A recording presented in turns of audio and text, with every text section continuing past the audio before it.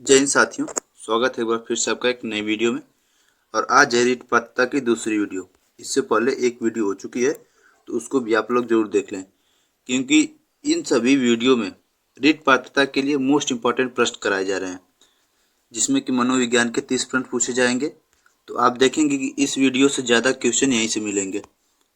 तो जितने भी प्रश्न हैं अच्छे से माइंड में याद कर लें आप लोग, बिल्कुल ऐसे एग्जाम में देखने को मिलेंगे। तो चलिए देखते हैं बिना टाइम वेस्ट करते हुए आज के पहले प्रश्न से। पहला प्रश्न है, स्टैनफोर्ड बीने परीक्षण किसने दिया? स्टैनफोर्ड बीने परीक्षण किसने दिया? तो किसने दिया था? टर्मन ने। और कब दिया था? 1916 में। टर्मन ने 1916 में दिया था। अगला प्रश्न है, भारत में प्रथम बुद्धि परीक्षण कब हुआ? भारत में प्रथम बुद्धि परीक्षण कब हुआ? तो कब हुआ था? 1922 में। भारत में 1922 में प्रथम बुद्धि परीक्षण हुआ था। अगला प्रश्न है, भारत में प्रथम बुद्धि परीक्षण किसने किया? अब यहाँ पूछा गया कि भारत में प्रथम बुद्धि परीक्षण किसने किया? तो किसने किया था? C.H. राइस ने। और कब किया था? 1922 में। 1922 में C.H. राइस ने। अगला प्रश्न है, C.H. राइस ने बीने साइमन बुद्धि परीक्षण का भारतीय अनुकूलन किया तथा इस परीक्षण का क्या नाम रखा? इस परीक्षण का क्या नाम रखा था? हिंदुस्तानी बीने परफॉर्मेंस पॉइंट स्केल। क्या नाम रखा था? हिंदुस्तानी बीने परफॉर्मेंस पॉइंट स्केल। अगला प्रश्न है, भूल भुलैया बुद्धि परीक्षण किसने किया? भूल भुलैया बुद्धि परीक्षण किसने किया था? तो किसने किया था? पोर्टियस ने। पोर्टियस ने। अगला प्रश्न है, चिंतनशील सोच की चर्चा इनमें से किसने की है? चिंतनशील सोच की चर्चा किसने की है? किसने की है? ड्यूवी ने। ड्यूवी। अच्छे से माइंड में याद कर लें, अच्छा प्रश्न है। किसने की है? ड्यूवी ने। अगला प्रश्न है, कौन सा बुद्धि लब्धि स्तर मंद बुद्धि वाले बच्चों का प्रशिक्षण योग्य बुद्धि लब्धि स्तर कहलाता है? मंद बुद्धि वाले बच्चों का प्रशिक्षण योग्य तो स्तर कौन सा रहता है उसमें? 36 से 49 वर्ष के बीच में। 36 से 49 वर्ष। अगला प्रश्न है, पूर्व अनुभव के आधार पर संवेदना को अर्थ प्रदान करना कहलाता है? पूर्व अनुभव के आधार पर तो क्या कहलाता है? प्रत्यक्ष ज्ञान। क्या कहलाता है? प्रत्यक्ष ज्ञान। अगला प्रश्न है, 5 वर्ष के मोहन की मानसिक आयु 8 वर्ष है और उसकी बुद्धि लब्धि कितनी होगी? अब देखिए यहाँ पे 5 वर्ष मोहन की मानसिक आयु 8 वर्ष है, तो बुद्धि लब्धि का आप लोग फार्मूला पता होगा। मानसिक आयु गुणे 100 बटा में वास्तविक आयु। तो यहाँ पे मानसिक आयु कितनी है? 8 वर्ष इंटू 100 और वास्तविक आयु कितनी है? 5 वर्ष। तो जब इसका आंसर आप लोग करेंगे तो आएगा 160। इसका कितना होगा? 160। अगला प्रश्न है, रोक इंक ब्लड टेस्ट का प्रयोग निम्न में से किसके मापन हेतु किया जाता है? रोक इंक ब्लड टेस्ट का प्रयोग किसके मापन के लिए किया जाता है? तो किसके लिए किया जाता है? व्यक्तित्व के लिए। इसमें से ऑप्शन नंबर ए सही है, व्यक्तित्व के लिए किया जाता है। रोक इंक ब्लड टेस्ट व्यक्तित्व के लिए मापन के लिए किया जाता है। अगला प्रश्न है, यह विज्ञान जो संख्यात्मक प्रदत्त को एकत्र करने, विभाजित करने, प्रस्तुत करने, तुलना करने और व्याख्या करने की विधि से संबंधित है कहलाता है? क्या कहलाता है? उसे सांख्यिकी कहते हैं।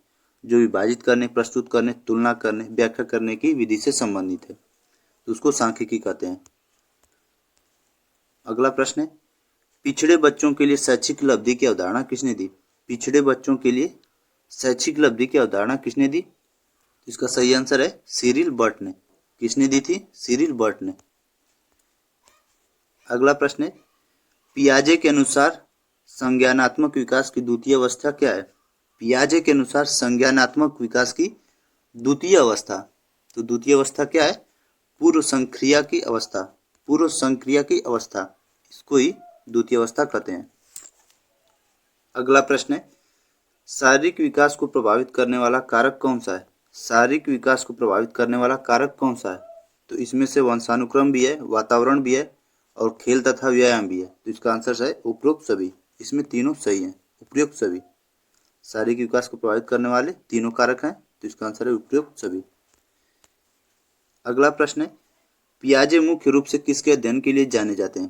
पियाजे मुख्य रूप से किसके अध्ययन के लिए जाने जाते हैं? संज्ञानात्मक विकास।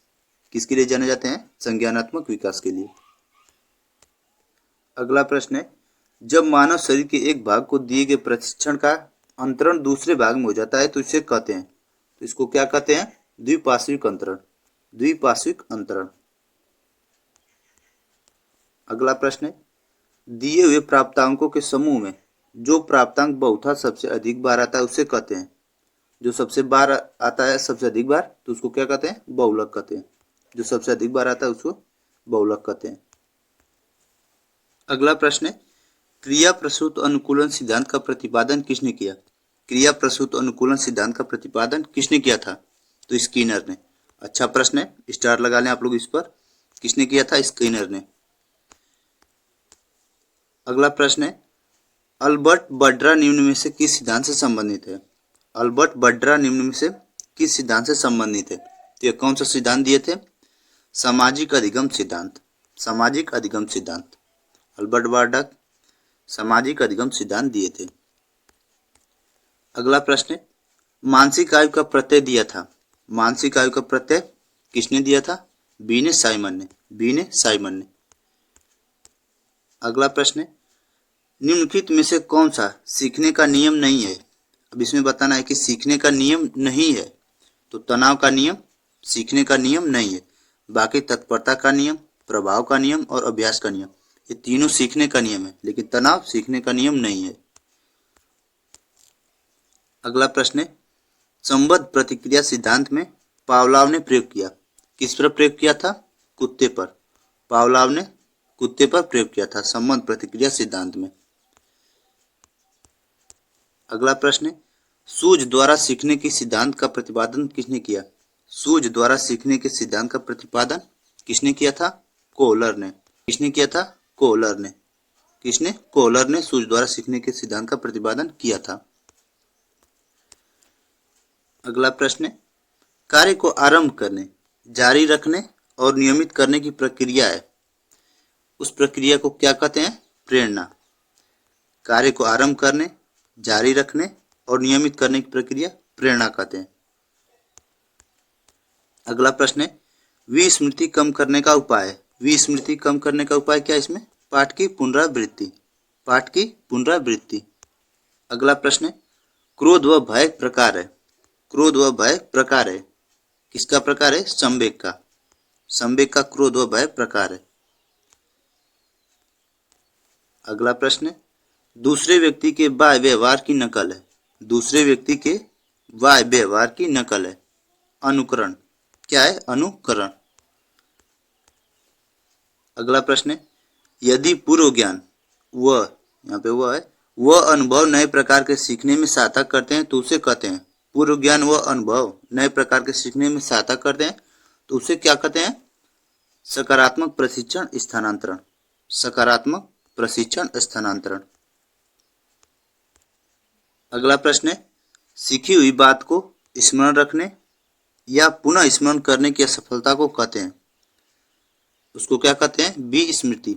विस्मृति। सीखी हुई बात को स्मरण रखने या पुनः स्मरण करने की असफलता को क्या कहते हैं? विस्मृति। विस्मृति। तो इसी के साथ ये था हम लोग का लास्ट पार्ट। और देखिए, ज़्यादा लंबी वीडियो नहीं रहती है, 6 से 7 मिनट की वीडियो रहेगी जिसमें सभी मोस्ट इंपॉर्टेंट प्रश्न हैं जो आपके डायरेक्ट एग्जाम में ऐसे क्वेश्चन देखने को मिलेंगे। तो आप लोग इस चीज़ को जरूर फॉलो कर लें और वीडियो को जरूर लाइक करें और चैनल को सब्सक्राइब कर लें। ठीक, वीडियो में आने के लिए आप लोगों का बहुत बहुत धन्यवाद।